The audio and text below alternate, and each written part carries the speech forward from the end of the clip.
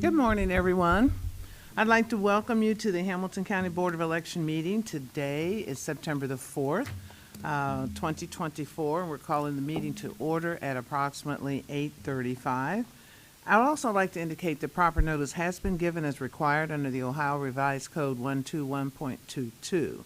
We're going to begin our meeting first with the Pledge of Allegiance, and I would like anyone who has served our country or is serving our country to please lead us in this pledge.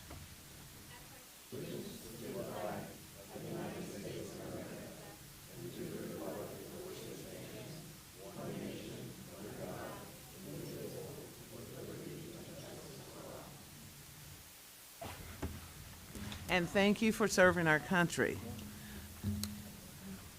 Next on the agenda is approval of the board meeting minutes from August the 13th, 2024. They have been, I have reviewed, and I know you all have also reviewed them. If there are any changes or corrections, say so, or else we need a motion to accept. I'll move that we approve the meeting minutes from the August 13th board meeting. Second. Any more discussion? All those in favor? Aye. Anyone opposed? Anyone abstaining? And that motion carries. Thank you very much. Next is, on the agenda is a hearing regarding registered voter challenges. Mrs. Poland, I'm going to turn it over to you, please. Yes, Madam Chair. The staff would like to give some background information to the board, basically on some work that's been done prior to the challenges being filed.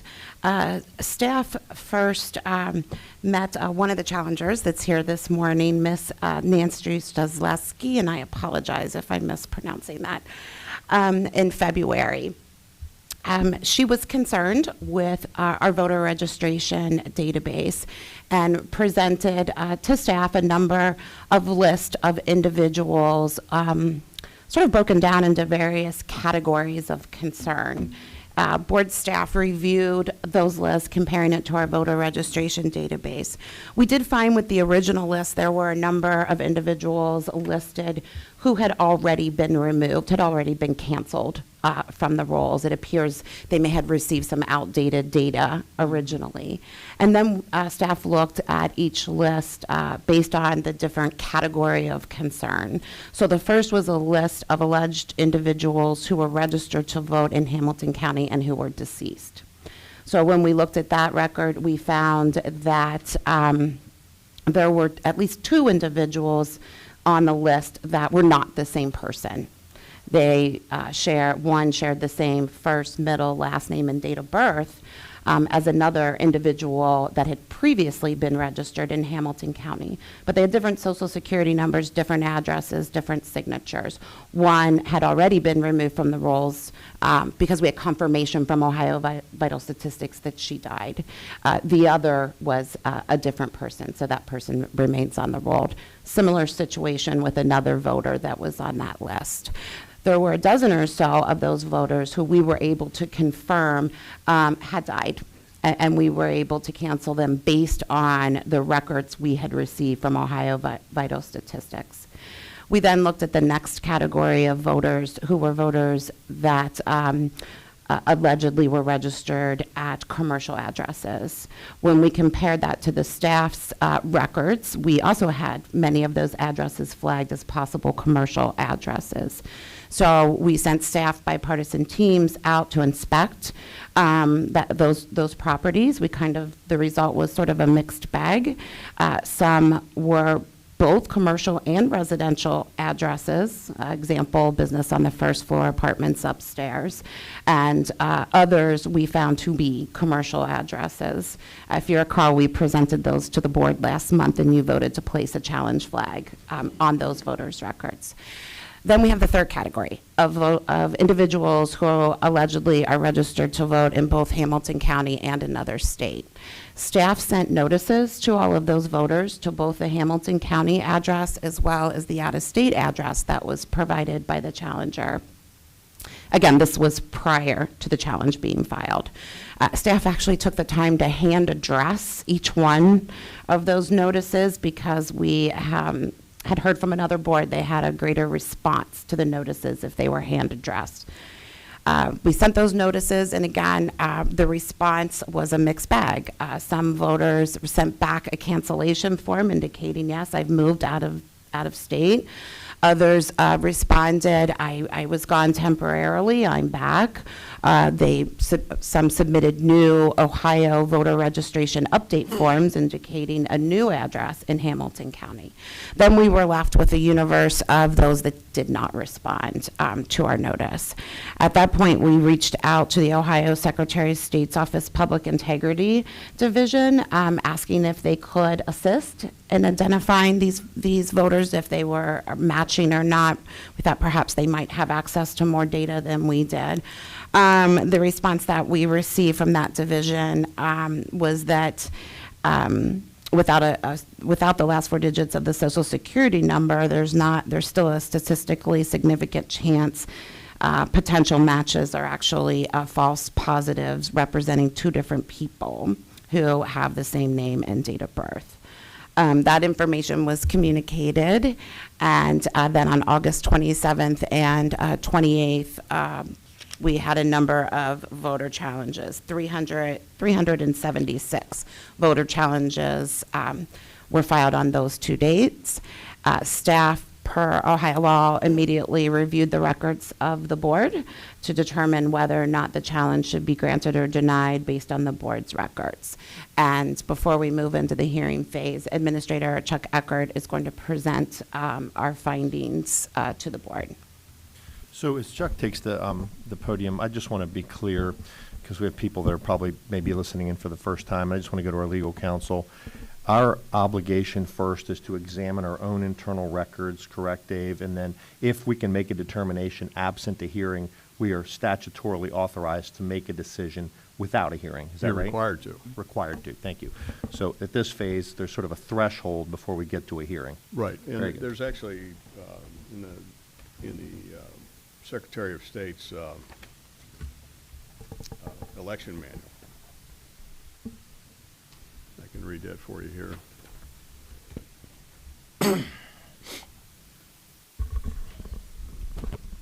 The process that Sherry described and that you're asking about, this is from the Secretary of State's election manual, is the director and the deputy director must complete an initial review to determine that a facially sufficient application or challenge has been filed by initially addressing the following questions.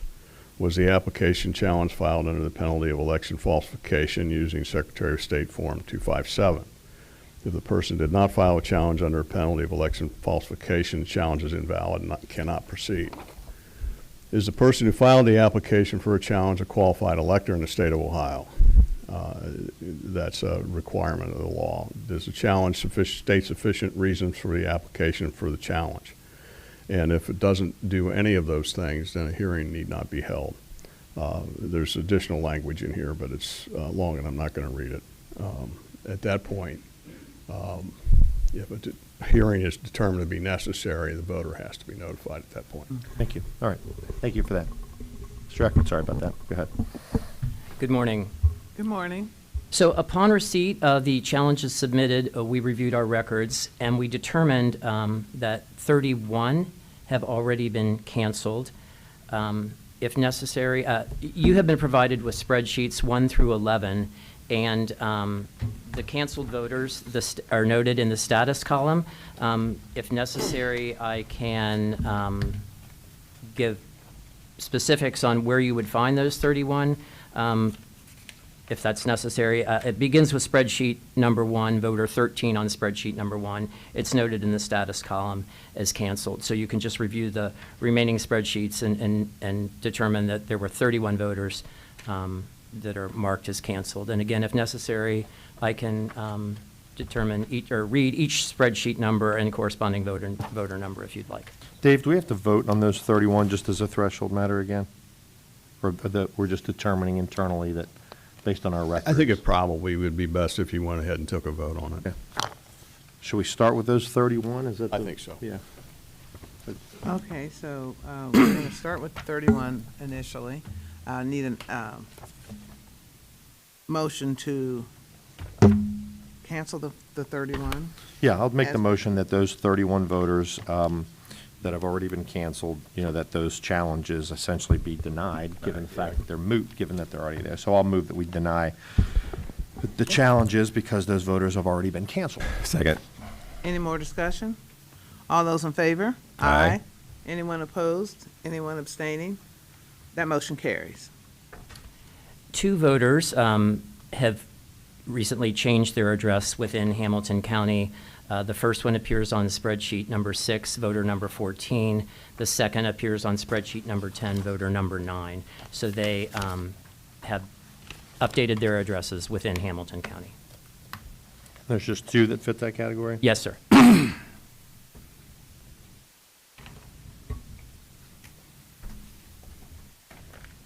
So at this point, again, Dave, to come to you, if the challenge is facially insufficient because the person is no longer living there, right, that would be. Well, these sufficient. are facially insufficient. They're not facially insufficient. Based upon the records of the board, we have them registered at a new address within Hamilton County. Okay. Right, very good, okay. I'll move that we deny those 2 challenges as well, given that those 2 voters have changed their registration. Any Second. more discussion? All those in favor? We have a second to the motion. All those in favor? Aye. Anyone opposed? Anyone abstaining? That motion carries. The next group is, we identified 14 of the challenge forms where the qualified elector and the attestation has a mismatch. You can find, beginning on spreadsheet number 7, challenge group number 6, which corresponds to this packet that you have all been provided with. Number 7 on it, Joe? No, Oh. Alex, number 6 on that, but they appear on Sorry. spreadsheet number 7. On your spreadsheet, again, they're voters 1 through 13. You will see that the name of the qualified elector did not sign the Form 257s, someone else did. And there are a total of 14 of these. Chuck, can you help me find one example of that too, just so we can see? Certainly, if I ourselves? can approach. It's number 6, you may approach, nicely done. So here is a group of 13. The qualified elector needs to sign, and someone else did. Okay. Okay, so for instance, on this one, it states the name of the qualified elector, and then the person who signed it is different than the person who did it, understood? Okay. Oh, I see, yeah.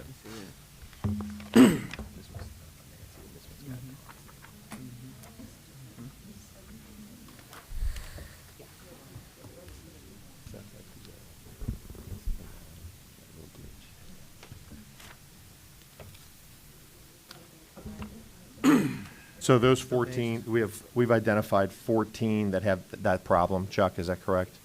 Yes, sir, that is correct. Very good. I'll move that we deny those 14 as again, the challenge form is improperly, under the election manual procedures is not. Well, it's properly- also it's a facially invalid challenge, and I think it's important to remind everybody that election laws typically require strict compliance, and that's where we're Compliance. following here. Okay.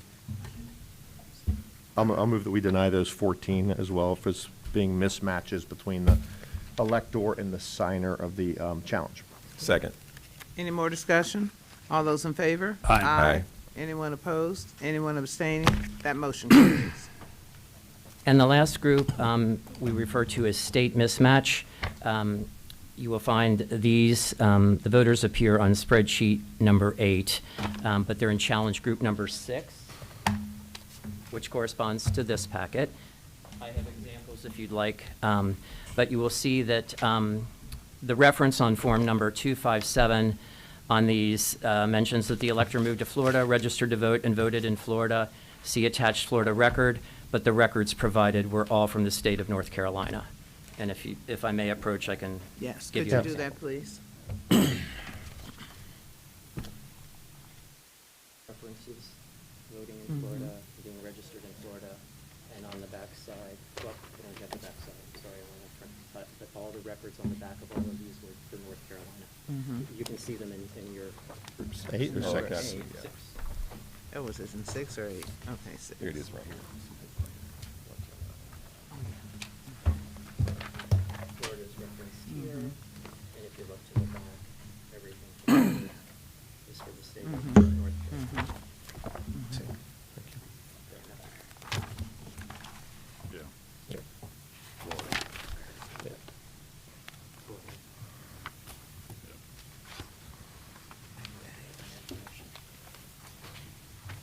Okay, so again, so how many of those were there? 23. 20? 23. Okay, so again, these were forms filed by the challengers where they reference a Florida voter file, but in fact, they attached a North Carolina voter file. Yes, sir, that is correct.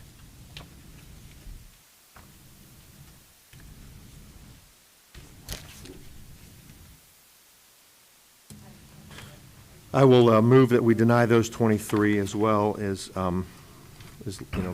based on our internal records, which is our obligation under the law. So I'll move that we deny those 23 as well. Second. Any more discussion?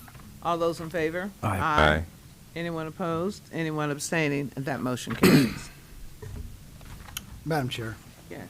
now that the board has disposed of the challenges which the board needed to dispose of based on a review of the board's records, we will move on to the hearings. We have one voter present who was challenged, so we're going to take that hearing first. His name is John Girardeau, and the challenger is Nancy Strzelecki. We have set up tables, so the table here on Ms. Poland's side will be the challenger's table, and the table here on my side will be the voter's table. So we'll ask Mr. Girardeau and Ms. Strzelecki to come up and take their seats there, and the board can commence with the first hearing. Thank you. I'd like to ask my colleague, Alex Trillifilio, to conduct this hearing, please. Okay, happy to do so. First of all, Chuck, before we let you off the hook entirely, can you point us to the documents that we have in our presence as it relates to this particular voter challenge? Yes, sir.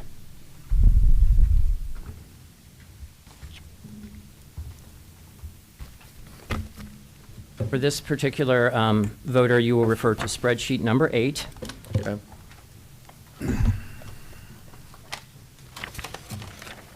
On the second page, voter number 21. Again, the heading is Challenge Voters, Strzelecki, North Carolina, August 27th, 2024. Spreadsheet 8, Challenge Group 6. And again, this voter before us right now is voter number 21 on spreadsheet 8. 1 minute to get caught up to where you are. Spreadsheet 8, and this is voter number 21. Actually, you're going to find 2 spreadsheet 8s, I believe. Okay. Strzelecki is the one, no, I'm sorry, there's only one.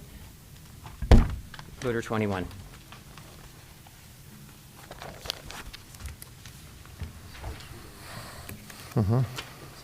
Yeah, page 20, we got it. There you go. Okay, and then the challenge form on that one is you said. Challenge Group 6. And so it's in number not eight. 6 Not stacked. 8. Yes, and they're in alpha order. Got it. And it'll be by his last name? Yes, sir, it will be. Okay. Just want to get us all on the same page, and then we'll get rolling here.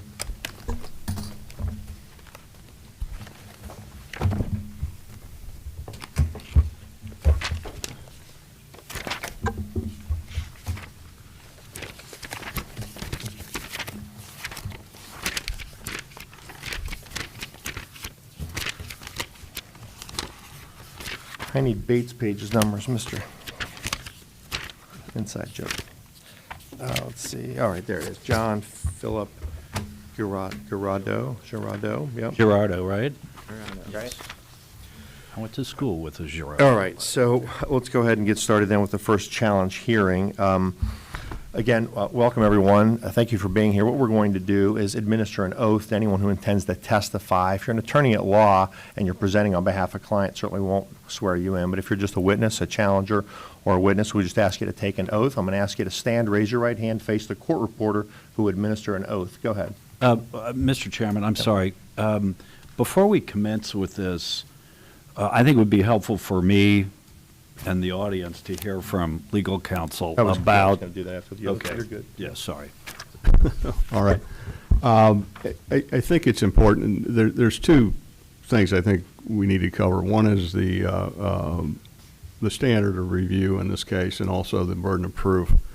The standard of review for these cases are all election laws, unless they provide for substantial compliance, require strict compliance.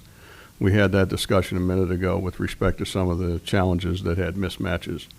That's a strict compliance issue. It's also important to remember that the right to vote is generally considered to be fundamental, and that all election laws are liberally construed in favor of the right to vote. So if there's any question as to whether or not a challenge should be granted or not, the equities go to the voter, they don't go to the challenger. Also, these things require clear and convincing evidence. I'm going to read the definition of clear and convincing evidence for you. Clear and convincing evidence is that measure or degree of proof which is more than a mere preponderance of the evidence, but not to the extent of such certainty as is required beyond a reasonable doubt in criminal cases, and will produce in the mind of the trier of fact, which is the board, a firm belief or conviction as to the facts sought to be established. This is a factual inquiry. The burden of proof is on the challenger to present evidence that the voter has relocated or is being asked to be removed from the rolls for some other reason. The voter is not required to present any evidence. If they choose to do so, they may. Thank you. With that, then I'm just going to ask you both to stand, raise your right hand just to be sworn.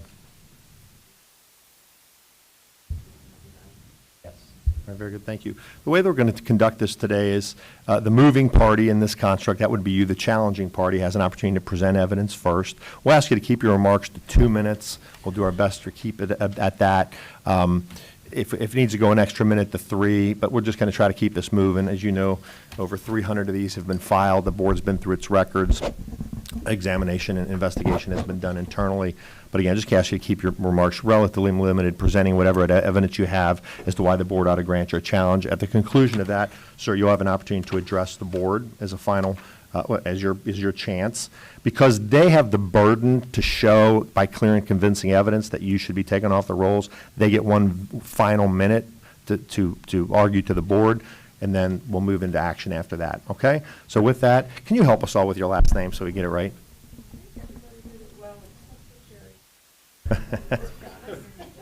Say it for us one more time. Mr. Trianfulo, if I may, Yeah. one other thing I think it's important to understand, this is a quasi-judicial proceeding. The board may adjourn into executive session to discuss matters relating to a single voter or to a class of voters that have been challenged today. Thank you. All right, Mr. Strzelecki, the floor is yours. Go ahead. You can present from right where you are. Okay, thank you very much. First of all, my intention is right to vote. I'm sorry, Miss, could you hit the button on your mic so that you're in the sound system? There you go. Oh, much better, I guess. So just to recap what I just said, my intention is not to suppress anybody's right to vote. I am a firm believer that everybody has that choice to vote. What I was concerned with, and many of the people that are here with me, we've been looking at documents that show that people have done national change of address and have moved out of state.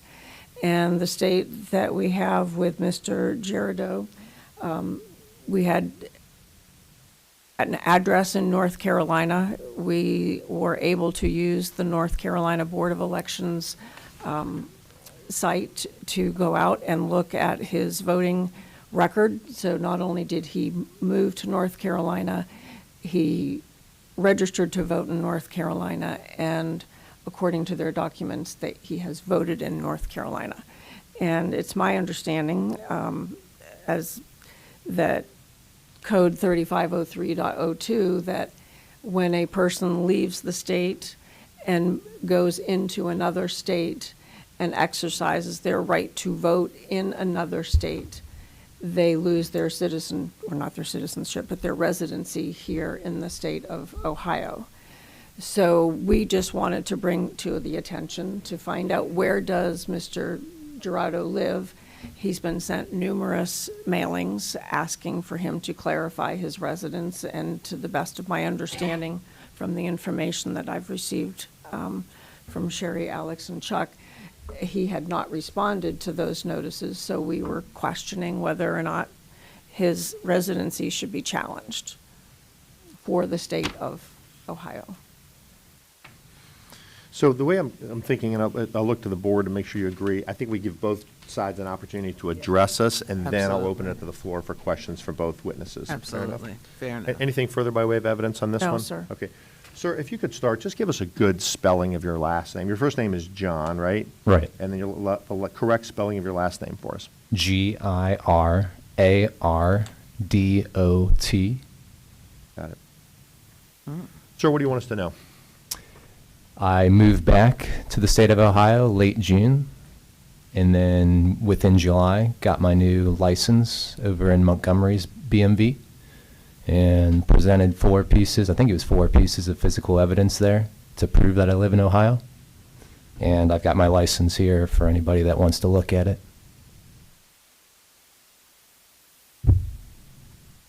Very good. Anything else?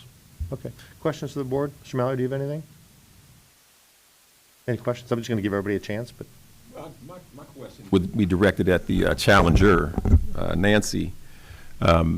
You don't have any personal knowledge on any of this. You just researched through the internet?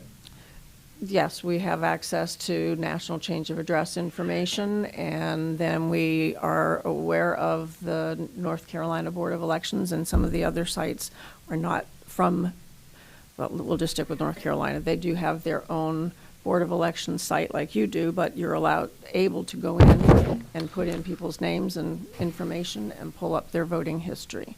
So it's just a matter of us doing some research. But for the specific voter here before us, you don't have any personal knowledge? No, sir. Okay, thank you. No, sir. So again, your license, you're registered here in the state of Ohio. You have the driver's license to prove that, and the documentation with your correct address. Am I correct? Correct. Thank you. Sir, my question is, the reason I asked about the spelling of your name, on the challenge form, they have it as John Phillip with 1 L, Giradot. That's the right spelling of your name? That's not. It's not. It's got 2 R's in it. Okay, so, yeah, in your North Carolina record, but you're not disputing that that's your North Carolina record, right? That's you who at one point had it listed as 1104 Longitude Drive, your residence? Right. I lived there previously. Fair enough. Yeah, I'm just trying to understand. Only because the name are misspelled between the two, and I just wanted to make sure we got that out of the way, is that it is in fact you. You're just suggesting to us. I'm not trying to put words in your mouth, just trying to understand it, that it's in fact you that went to North Carolina but now are back and intend to vote and reside here? Correct. Okay. Questions? I'm glad you did that clarification, because I did notice the difference in the spelling. Yeah. Absolutely. No other questions from the board? Again, I said I'd give the challenger a final opportunity, just 1 minute to address us on anything additional. I'm happy to see that John is back in Ohio and registered with his current address, and I have nothing else to add regarding this. You have the ability to withdraw it, does she not, if it's her? She does, and my question would be: is the Chetbert Drive address your current address? Yes, it is. All right. I would suggest, in an abundance of caution, that you re-register, since you've acknowledged that you were in North Carolina. And you can do that today. So when I got my license, they registered me then. No, did they? Okay. Oh, they did. Do I still need to re-register? I think Chuck is saying no. check with our registration department before you leave today. Just check with them. Make Chuck? sure that they've got the information. His registration is good. Is current? Yes, sir. Okay. Yes, it is. We verified All that. right. I So just want to the- thank you for taking the time to come here, as I know this was something that you had not anticipated in, but thank you for taking the time to do this. Thank you. Right, so, Mr. Zlecki, you have the option to withdraw, or the board can vote. Your call at this point. May I just add one last comment before I do that? Yes. Would you do us all a favor and make sure that you're no longer on the North Carolina voter roll? I checked last night on their website, and I show removed. Okay, thank you. I can, Withdraw it? yes. Okay. So the challenge that's been made by Mr. Zlecki, she's here, she took an oath that she's telling us the truth, that it's her who filed the notice. She's seeking to withdraw that, so we'll allow that withdrawal.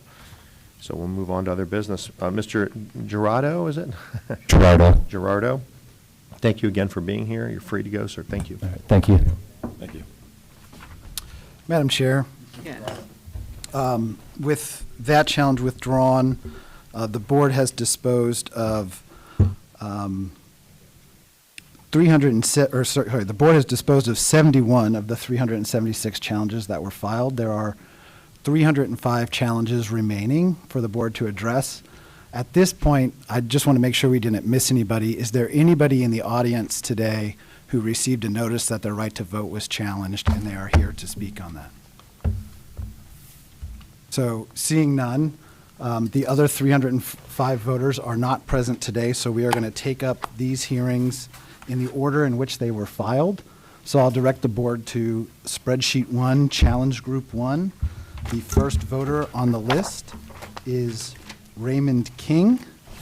And that, if you open your packet 1 of evidence, that will be the very first challenge form that's in that packet. And the challenger is Carla Romanelli.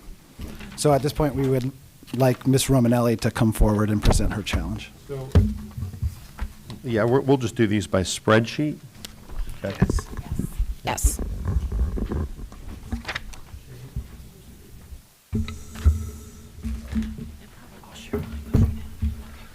Ms. Romanelli, good morning to you. You have filed some voter challenges here, just like the last witness that presented. I do need you to take an oath for us as you testify. If you just stand and face the court reporter, she'll administer an oath. I do. So there being just one side of the challenge in this situation, we have, we're looking at, just so you know the way this has been broken down, Ms. Romanelli, it's 13 voters on spreadsheet 1. To my fellow board members, this is spreadsheet 1, challenge group 1. It's Raymond Wesley King is the first person listed. Richard Andrew Nuxall, it's Andrew Richard Nuxall is the last person listed. And we have the challenge forms in front of us. And looks like, just to kind of get you going here, Ms. Romanelli, you're suggesting that this person moved to North Carolina, registered to vote, and voted in North Carolina. And for that reason, you're asking us to strike them for the rolls. Is that correct? That is correct. Anything else you want to present by way of evidence for us? I would like to ask, they do receive notification, correct? That, I mean, once we issue this challenge, a letter will be sent to them at the address listed? Yes, that is correct. Board staff mailed notices of the hearing to the voters, both at their Hamilton County address and at the alleged out-of-state address. All right. The process is the same as was described before. And I would like to say I don't feel like I'm doing anything different here than I've done with my own children, and who have remained on the Ohio voter rolls for way too long. I just personally brought my sons in because I forced him to sign it and respond. And my daughter did mail one in 10 days ago, but it was not received here, so she's mailing another one. So just, I don't have additional information regarding these individuals. So, do we have a matching date of birth or anything? Column.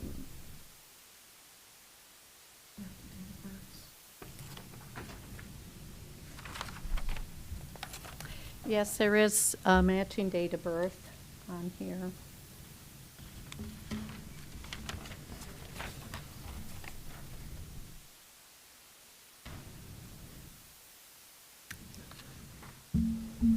Where's the matching date of birth? Where's the matching date of birth for them to see?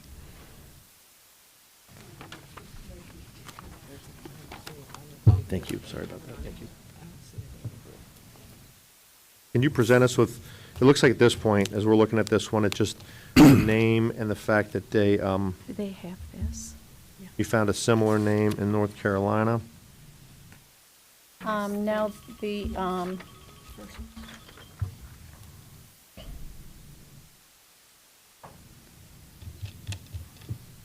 Raymond King.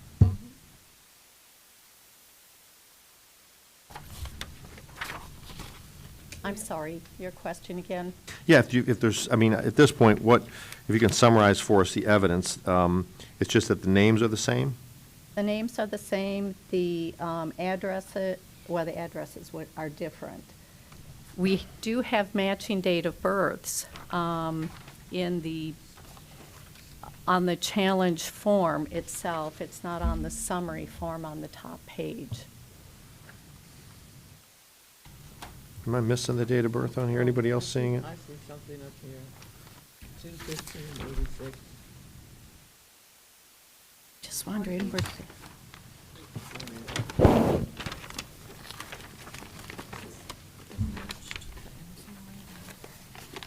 Evidence, Oh, there it is, okay. Okay. You should have the challenge form, which has the date of birth on here for the individual. This has the actual detail.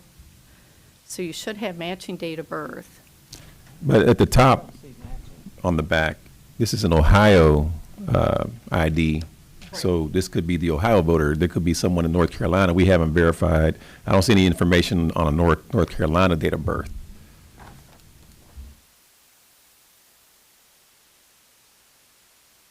Had to put the date of birth into the website.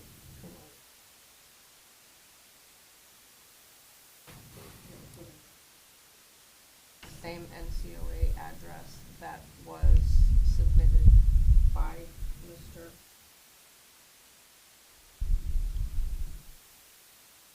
Whose date or NCOA date was in August of 2022, but matched the name, the address in Ohio to the address in North Carolina. The birth dates were the same. I don't see the birth date in North Carolina. It's not on here, but it was. It's not in the evidence for, Her testimony is evidence, just to be clear, and you're Right. testifying under oath that you saw a date of birth that matches in North Carolina? We had to put in the year of the date of birth. It was not the full date of birth. To find Mr. King in the North Carolina records? the year. But again, I'm not trying to just put words in your mouth, I'm just trying to understand it so the board does. So to find Mr. King's voter information, you did it by year, and it came back as this person, but not the exact date. But everything else the same, the spelling of the name and everything the same. Got it. I have a question of staff. Like, it was mentioned at the beginning that the Public Integrity Office needed the last four of the Social Security number in order to narrow down with specificity which voter that was. Is this in the batch of people we checked to see if they had matched up the last four of the Social Security number? I cannot say with certainty if this was in the same batch, but I don't. The indication from the Secretary of State's office was that they did not have the Social Security number for the voters that we sent, but I cannot say with certainty. The original three lists that were submitted to the board was sent to the Secretary of State's office. The additional list was not, because we had already received information from them that they did not have access to the Social Security numbers. Okay. So we're missing a social security number, and it's not, and a date of birth as well, according to North Carolina. First of all, there's no birth date. I want to circle back to, I'm just going to say Nancy, I can't pronounce your last name. You said that, my colleague said that, your testimony would be evidence, but you said we. So when you were looking for this information on this specific voter, you said we. Well, we collectively have done the forms that we've signed. So Carla and I are both up here we worked together to do this. Okay. I'm not sure what your question, if there's a question. Well, you filed the challenge, right? Yes. And Well, Carla filed this challenge. Filed this packet that I signed, you filed the challenge. This is right, Carla the ones that. Romanelli. Okay. Well, I'll tell you what, we've got a lot of these to do, so my thinking is we can deliberate in a quasi-judicial capacity, but if I think all of you just take notes and keep a thought, I think we can keep rolling through these and just get the testimony and keep going, so. Mr. Chair, I have Sure. a question. Ms. Romanelli, with respect to the year of birth, and we'll use Mr. King as an example of perhaps all of them. Did you, since you signed this document, did you provide the year of birth to, in this case, North Carolina, for Mr. King and every one of the other ones of I these? did not pull up the North Carolina data. Nancy pulled up the North Carolina data using the year of birth. Okay, but with respect to the document that you signed, can you state that you gave the year of birth, or you can't say that? No, You cannot, okay. no, I can say I didn't. You did not. Nancy pulled up, she provided the raw data. I took the raw data, put it in our forms, and issued it. Okay, and Can I ask, is that wrong? I'm just trying to gather information here. But you no, know. I mean, Right. I wanna. We don't know yet. We don't know yet. I mean, you're challenging these voters. And so, as we saw with Mr. Girardo, he was challenged, and yet he is a registered voter here. So we need to be mindful of these possibilities and gather enough evidence to make a decision. And the evidence presented regarding Mr. Girardo was incomplete. And so we want to make sure that we don't cause problems for duly registered voters. Just a question, and if you can't answer it yet, that's fine. But with respect to the other people that are on this list, challenge group number 1, will there be any additional information coming from you other than what you have presented for Mr. King? No, the process is identical. I don't Okay. know any of the people. You have no, Knowing my own children. No. That did not do the right thing. okay, so you have no personal information other than what you discovered in your investigations in North Carolina Correct. that would provide us any more insight as to their status here? That is correct. Okay.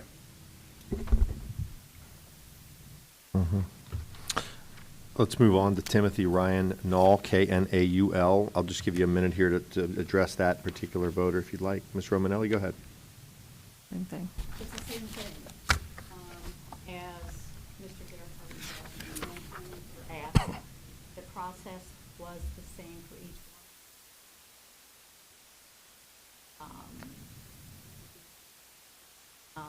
Again, Nancy had solicited information from the North Carolina voter rolls, had to use the same year of birth to retrieve I was provided from Nancy with the North Carolina and put it into this form. We do not have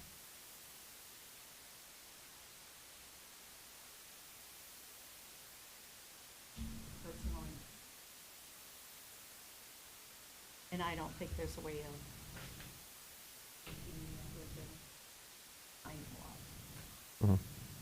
the You know, and maybe everybody else on the board is clear about this. I just want to make sure they are. I think I am too.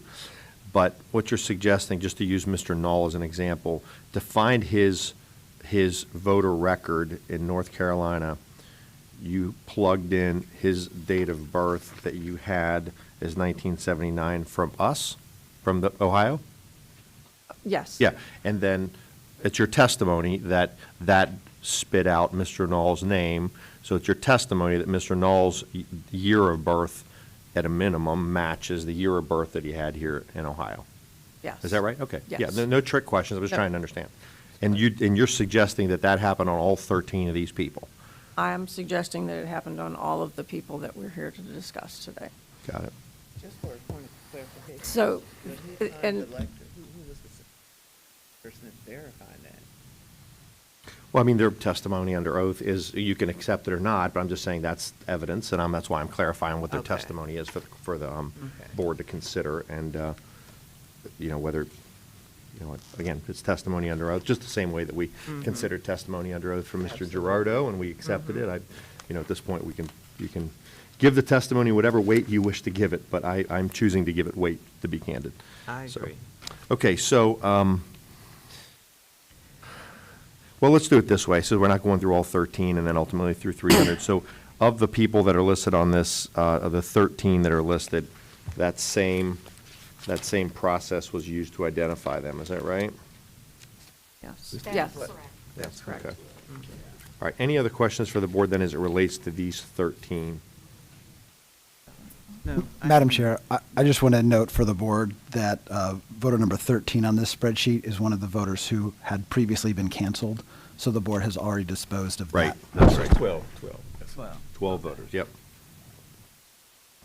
so we're talking about 12, yes.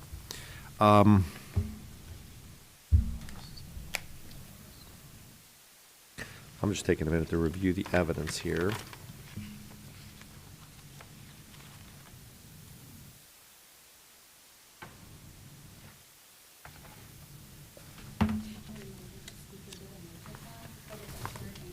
Oh, sorry.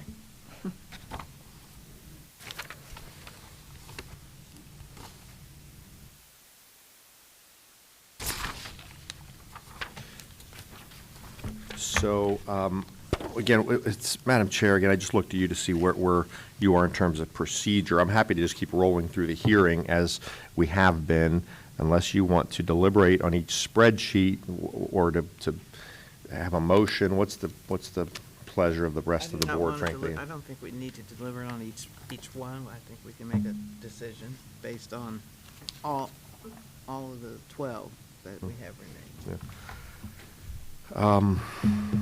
I would like to do the 12, do it all, get it done as a packet, as 12, as the 12 individuals. Some of this spreadsheet number 1. Yes. Okay. I know, I just want to be clear that I'm going to put my position out there so my fellow board members know. I've spent a career evaluating the evidence. It's a clear and convincing standard. The evidence that's presented so far, and I've looked specifically at about 7 of these. You have the testimony that I find credible that the date of birth may not be an exact match, but the year of birth is. The names, including some names, I've got a unique last name, so I mean to offend no one, but some of the names are uniquely spelled. You have middle names that appear to match. You have timeline matches. You have people who haven't voted here since 2020 who appear to have registered in 22 and then subsequently vote in North Carolina in 22. That is evidence for me. And again, we tell juries this. You could bring your own life experience into it. And Ms. Romanelli, I too have a child who may still be registered here, now lives in another state, who we've told them to take care of it, right? Not everybody does. So again, with all those experiences, I mean, I will tell you, I'm almost there about granting challenges to people who may now be registered in another state. With that, though, since I've got the floor, 3503.02, Mr. Stevenson has been referenced, and that is the suggestion in 3503.02 is that if a person goes into another state and while they're exercising their right to vote, that person loses residence in this state. Is that an accurate statement of the law? Okay. So if the board were to believe that these 12 individuals were in fact the same people and they did register and vote in a different state, if we were to believe it, they would lose their residency status here, and that would be, they would lose their right to vote in Ohio, correct? Yeah. Okay. I don't know if I hear a motion, or should I move on to spreadsheet 2? Do I hear a motion? Well, I wanted to make a comment as well. Go ahead. I think I did hear our counsel say that this standard review requires strict compliance, and there's a lot of other things that go with that when you're talking about clear and convincing evidence, and I didn't hear any personal knowledge. There's one person who signed the challenge form, and there was a group that was doing it, and also without a Social Security number, there's not a chance it could be a different person without the Social Security number. We got that information from our Secretary of State. So I'm not inclined to deny somebody's right if there could be a mistake that's been made. Another question of all of you, and just so you can save me from looking at 12 forms, did all of these people actually vote in North Carolina? Yes, everyone that we've included have voted. We did not look at just a registration, but the intent to vote is there according to those records. And by, Ed. excuse me, and by that you mean every one of the challenges that are presented before us today, not just these 12. Every one of them that you Have voted? have voted in another state. And many of the other states do include the date of birth on their documents so that you have that. But I'm sorry to interrupt, but the third challenger, Ms. Collette, has not been sworn in.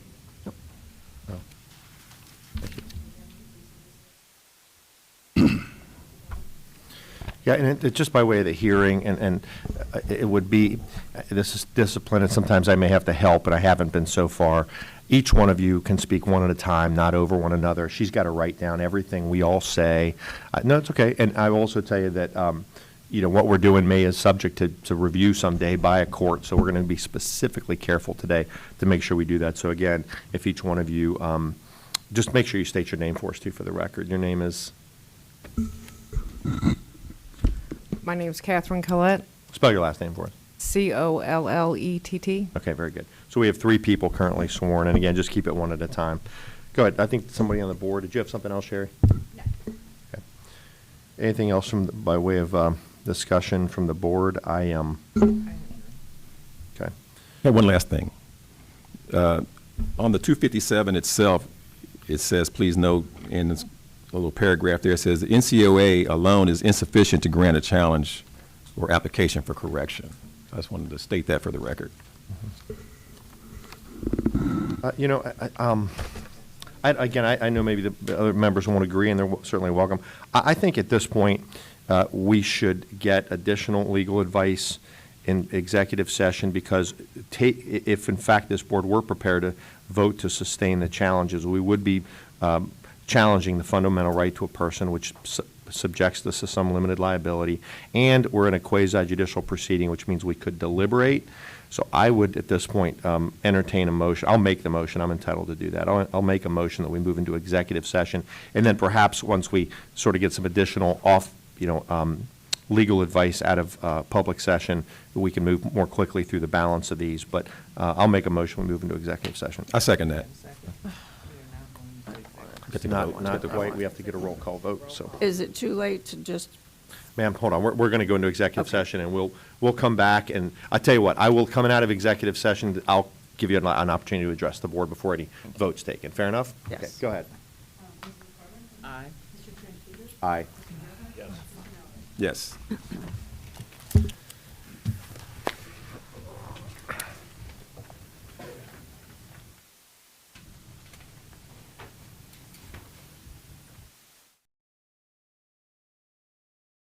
Make a motion that we come out of executive session.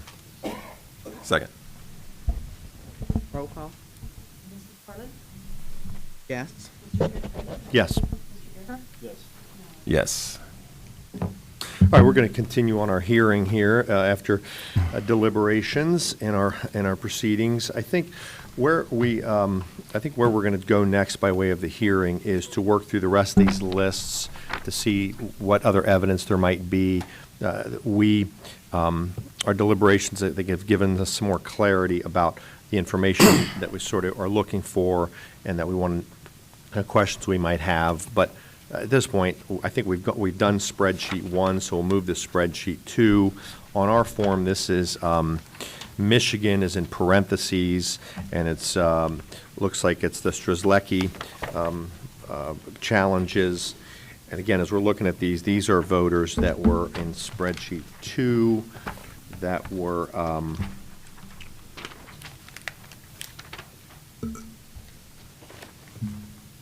you provided information about what happened in Michigan, presumably.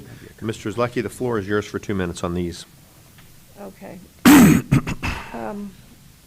I'd like to start with the process of how we've tackled this, just to offer some clarity, Yes. I think would help.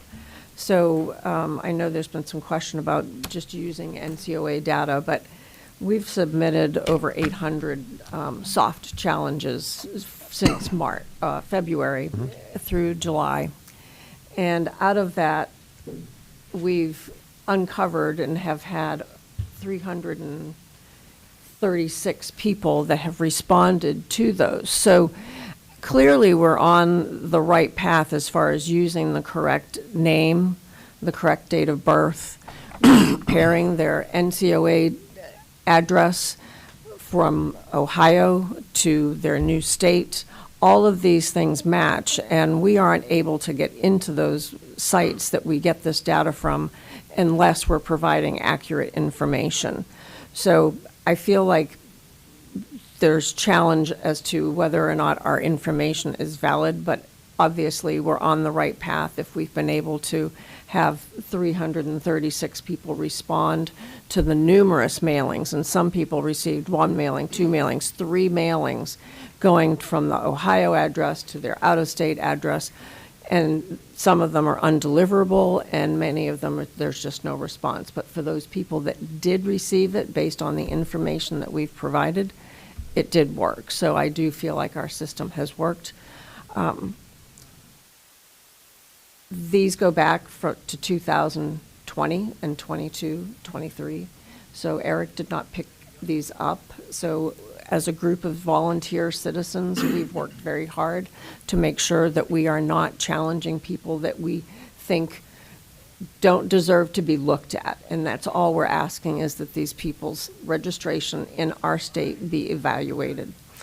So for Michigan, similar process. We entered name, date of birth, and we're able to show history. So if we look at the first person on the list, it's Matthew David Adams, and everything matched as far as his date of birth, his address, the move to address was the same, and it does demonstrate that he has voted. And He was canceled, just to be clear. I caught that, right? Oh, Looks like he was. I did not. And it's my fault. I started with him. No, I did Yeah. not see that. He must have been one of the 30-something that we voted on at Okay. the outset. Thank you. Chuck, right? Yeah. Okay. But, so anyway, fair enough. So anyway, the process is the same, so I don't know how you would like to proceed, but Yeah, so maybe, if you're asking, let me say this. So my questions are this, and they're the same. And maybe I can ask it once about all the lists, but. Sure. Was every state the same in terms of needing the year of birth to generate the record? yes. Okay. And the date of birth that you all have provided on the, for us, it's the back page of the challenge form, right? And again, I'm picking on Mr. Adams, even though it was canceled already, but you have an Ohio voter ID and the date of birth. Where are you getting that date of birth? From the NCOA database. From the NCOA database, Yes. okay. All And right. then it's been checked and verified by Sherry, Alex, and Chuck. Okay, fair enough. Um, Good enough. And then, are all of the voters on the Michigan list, again, with your testimony, have they all cast a ballot in Yes. Michigan? Yes. After After the the last vote NCO, that we yes. show here? Okay. So in this situation, there are 16 voters, 15 of them are inactive. They go into inactive status because of what, 2 missed federal elections, is that right? 2 years of inactivity. Years of inactivity. So a lot of these, and again, to me, that's further evidence here that, they haven't done a whole lot, so it helps as you're sort of building the case of why they may not be here. Anyway, okay, fair enough. So that's Michigan. Anything else you want to offer by way of Michigan before I open it up to the board? No, sir. Okay. There is, so, I was going to get to that. I'm going to do my number, Mr. Stevenson. So did you have a question? This is spreadsheet 2 as the board's working through this. No, I have nothing else to add on Michigan. Okay, very good. There is one more in Michigan, a spreadsheet 3. I'm just trying to do it by spreadsheet number, and that would be I can't, that's Colette. a voter last name Wallington. Do you have anything additional that you wish to offer on that one? That challenger is Miss Collette. That's Oh, why Ms. it's on a Collette. different spreadsheet. Thank you. Yep, there it is, Ms. Collette. Anything you want to offer on that, Ms. Collette? No, just the same thing. Our process is, we use the national change of address for Hamilton County voters. We enter that voter's name, date of birth in the North Carolina, or the Michigan site. It matches the voter's full name, their year of birth, and their new address. I'm sorry if I could interrupt. So the board actually, on this particular voter, has already ruled on that. That's because the 257 was not I signed. see Oh, that, okay. Yep. All right, so we'll move past that one. So now we're on to spreadsheet 4, which is the, again, we've got that labeled as Strzelecki, Tennessee is in parentheses. This is a pretty big list. I'm showing 44 voters. Anything additional you want to offer as to these voters from Tennessee? Mr. Strzelecki? No, sir. It's a similar process. And again, these people And all, they- the year of birth matches, at least according to your testimony, and then they voted in a new location, presumably, if they're the same person. Is that right? Yes. Okay. Date of birth, name, address from Ohio. Questions from the board about the spreadsheet 4, and these will be the Tennessee voters. Okay. I just have a question about on the Michigan. I noticed Tennessee. Is it Tennessee? We're on Tennessee. We're getting to that one, spreadsheet 5. Why don't we stay on Tennessee for a minute? Yeah, Tennessee. So when it says date of birth, you were only able to get the year of birth, not the month and date. Is that correct? On the check, yes. It just shows the year, The year. yes. Okay. Okay. I'm going to move on now, as we're doing through the spreadsheets here. Spreadsheet 5, challenge group 4 in the upper left-hand corner. It's labeled challenge voters. Strzelecki, Michigan is in parentheses. This is challenge group 4, spreadsheet 5. Again, my questions, you would answer, just to be clear, for the record, all of the voters, all you did the date of birth analysis. Again, not the date of birth, the year of birth Year of analysis. birth. Yes.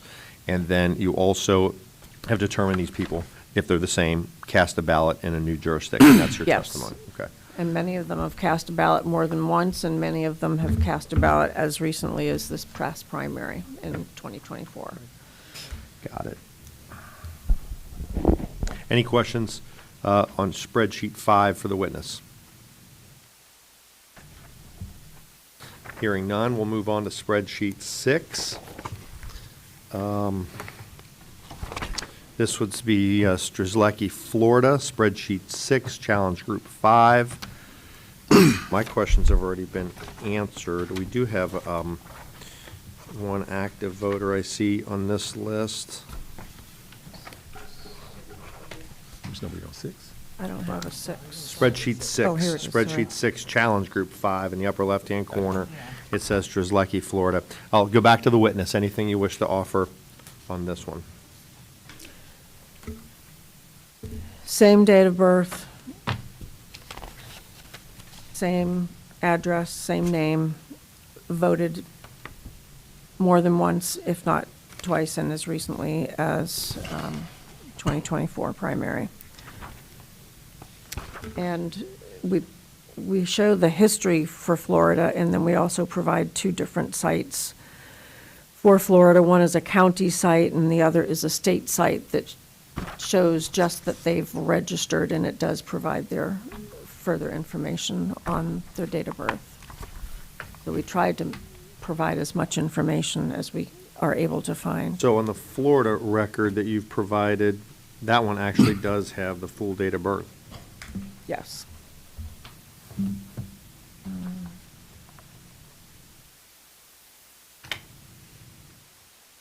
And again, this voter voted, it looks like in Manatee County on November the 8th, 2022. I'm looking at one voter, it's Eric Eastlinger, my fault. So, okay. Any other questions from the board on the spreadsheet 6? I would just note that out of spreadsheet 6, there are 2 that we've already dealt with that have already been canceled. Yeah. Yep.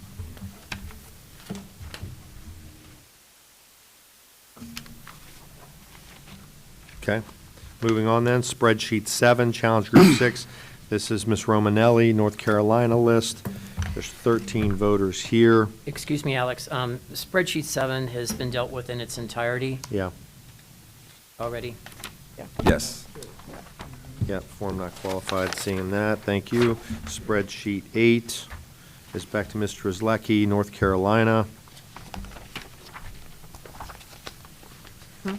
Go ahead, if you have Mr. Zlecki on the North Carolina list, any additional things you want, just, again, by way of process, just giving you an opportunity here, so. Yep, I appreciate that. And actually, are we on number 8? Yeah, spreadsheet 8, challenge group 6, if you have our same Challenge group 6. here. Okay, I have 8. We're still on 6. Okay, sorry. No, nothing new to add. This is North Carolina. Questions from the board on the North Carolina list?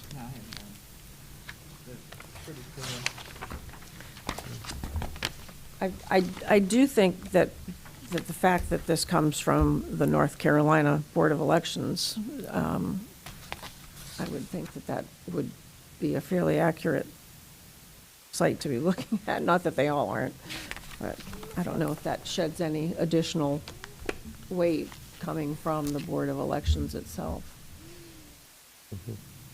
Okay, just wondering, Ms. Thank you. McFarland. Thank you. Okay, so we're at spreadsheet 8. We're on to spreadsheet 9, which is Strzelecki, Tennessee. And I'll start again with you if you have any additional testimony or information you want to present to the board on your challenges.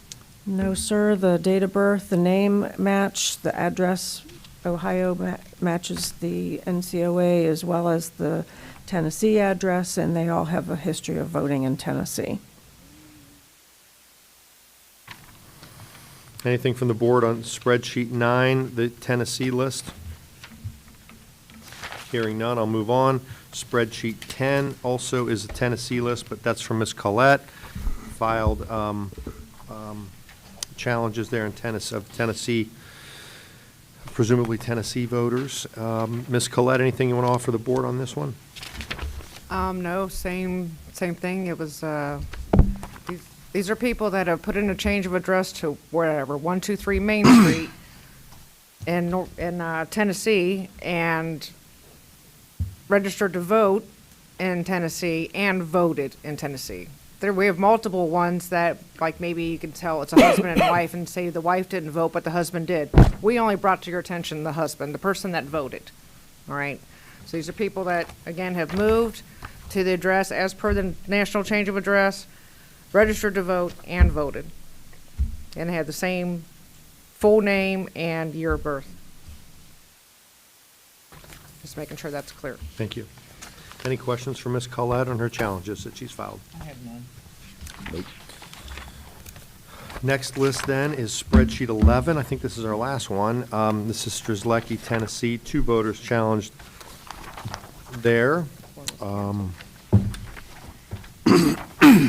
Anything, Ms. Strzelecki, that you want to add about the Tennessee voters? I'm glad to see that 2 people responded to the mailing. That's Yeah, great. the one was canceled already. One was canceled, and that's great. And nothing new to add on Tennessee. Name, date of birth, voting record. Okay.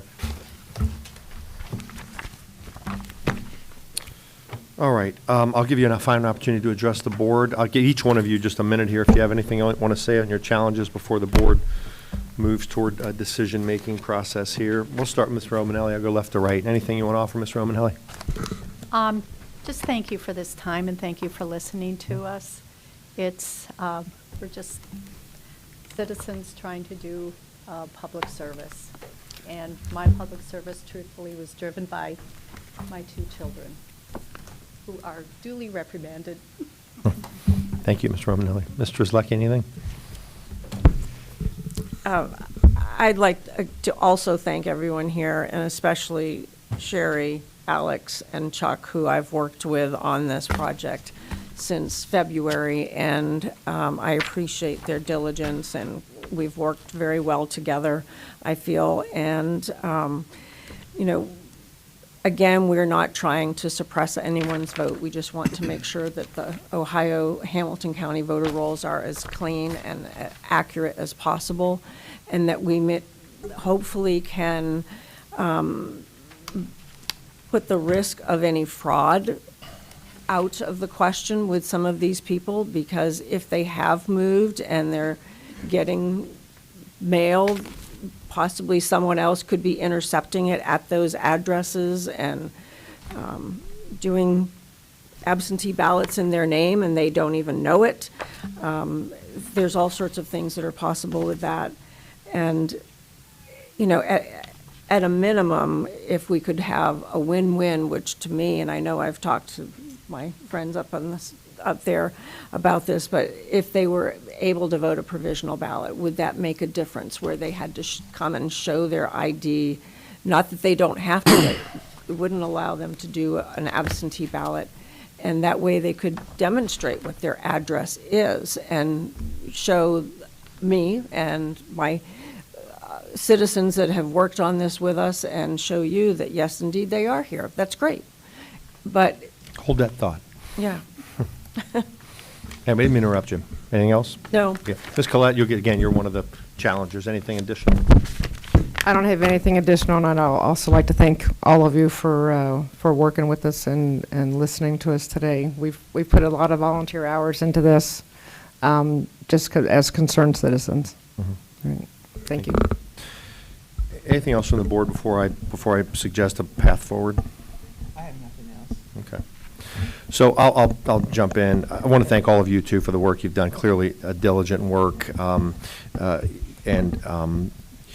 you know what you've realized is that we live in a free society, so not every person is tracked.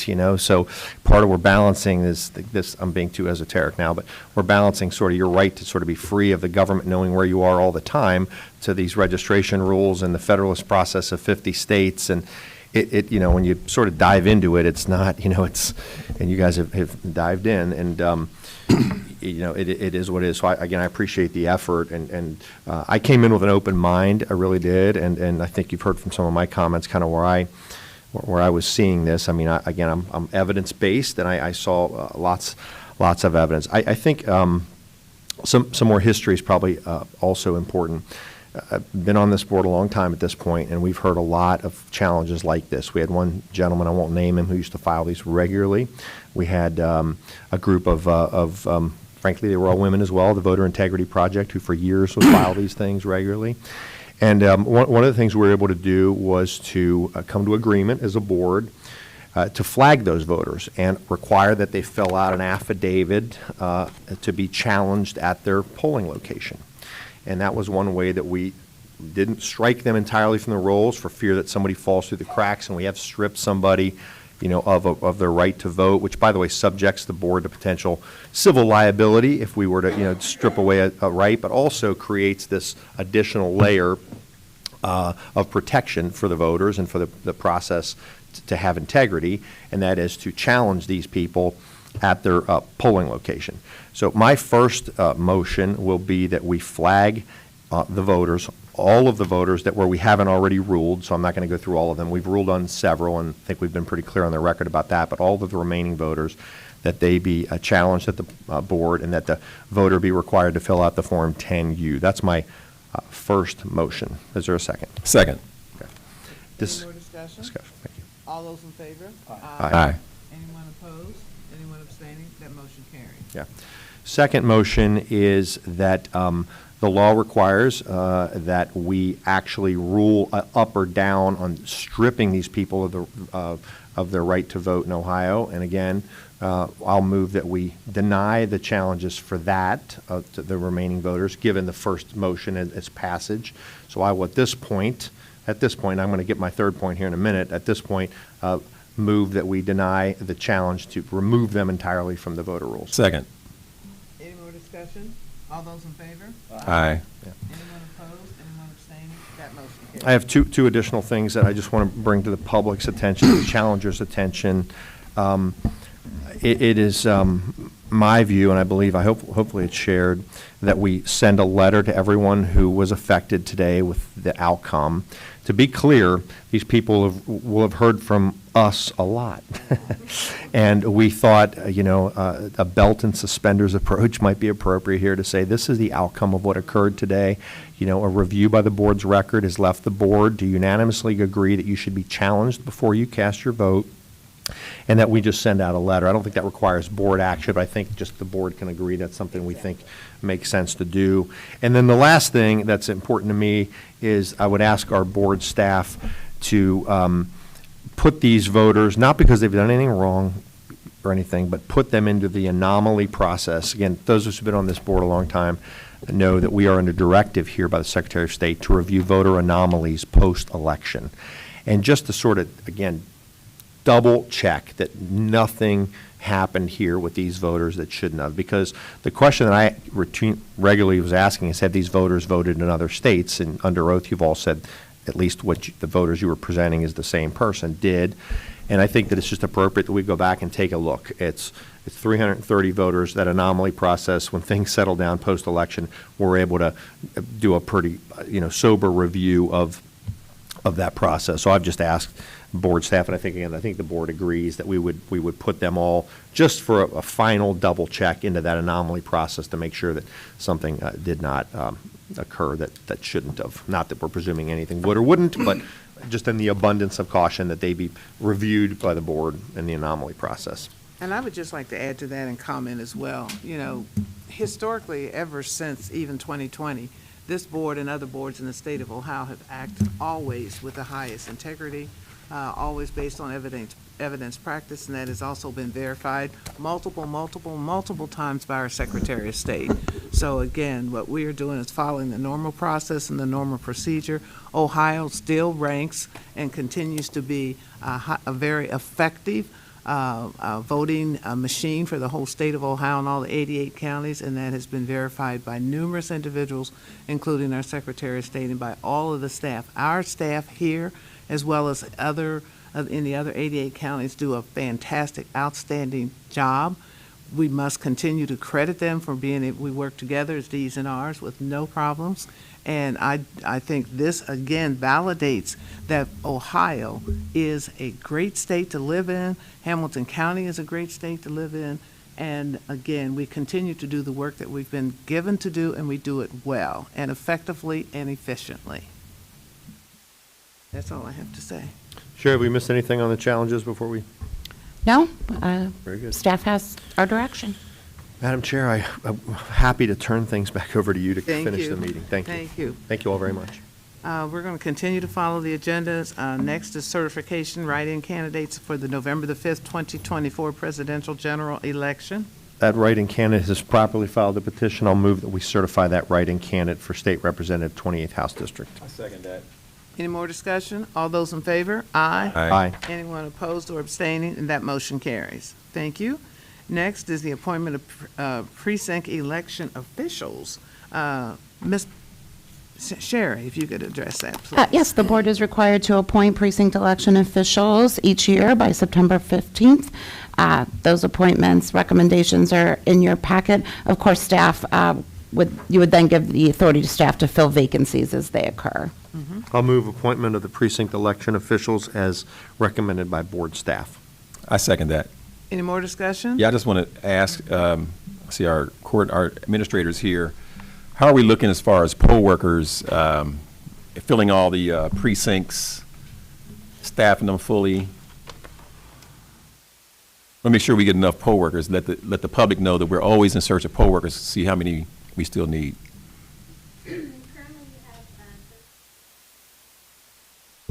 Currently, we have 1,339 people that have made themselves available to work. We sent out the packets last week to about 2,500 poll workers to see if they're available. These are our normal poll workers that work every election, but we have 1,330 that have made themselves available and confirmed that they will work. So you can always use more, right? Always use more. Always. Thank you. All right. Any more discussion? All those in favor? Aye. Anyone opposed or abstaining? That motion carries. Next is approved traffic mitigation and ballot return plan. Ms. Poland. Yes, in light of the recent directive that we received this weekend, staff is recommending that we table this plan at this time. We'd like to take a little bit more time to review our plan and make adjustments in order to be in accordance with that directive. I'll move that we table the traffic mitigation and ballot return plan. Second. Any more discussion? All those in favor? Aye. Aye. Anyone opposed? Anyone abstaining? That motion carries. Next is approval of filming and photography policy. Ms. Poland. Yes, this policy is in your packet. It has been reviewed by legal counsel and approved.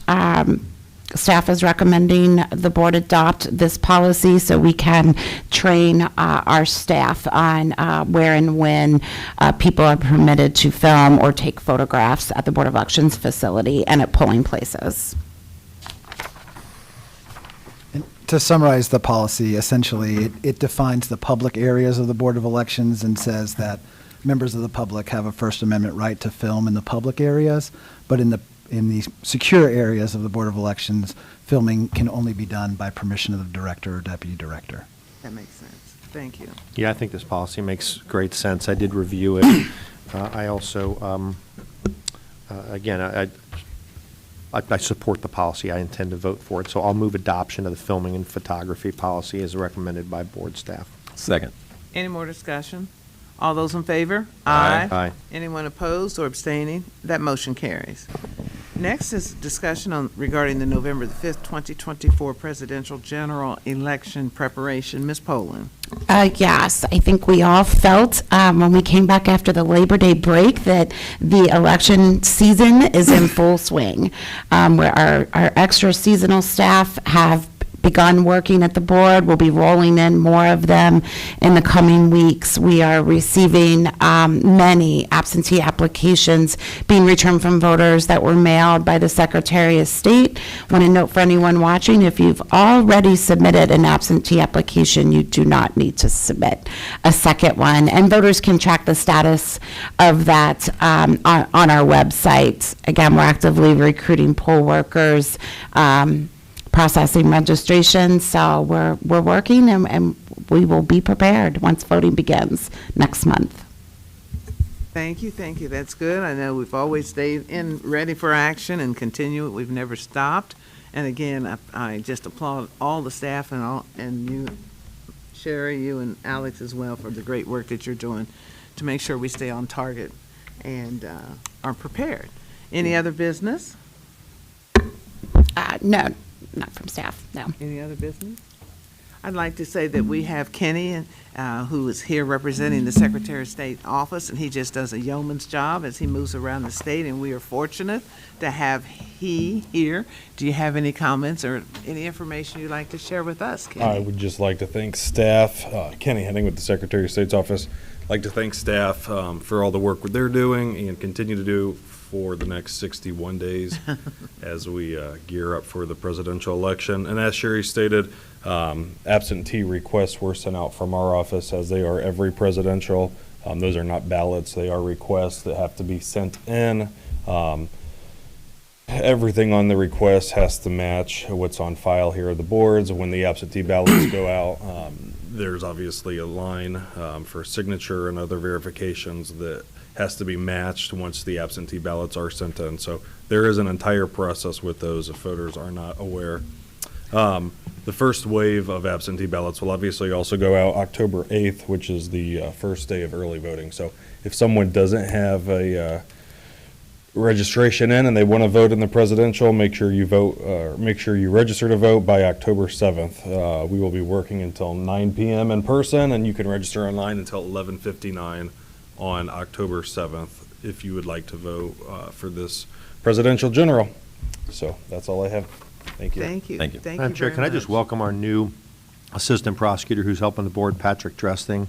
Good to see you, Patrick Dressing. Thanks for being here. Anything you want to say, sir? Thank you. Okay, seeing there's no other additional business, I'd like to entertain a motion to adjourn. So move. All those in favor? Aye. Anyone opposing? None but the devil? This meeting is adjourned.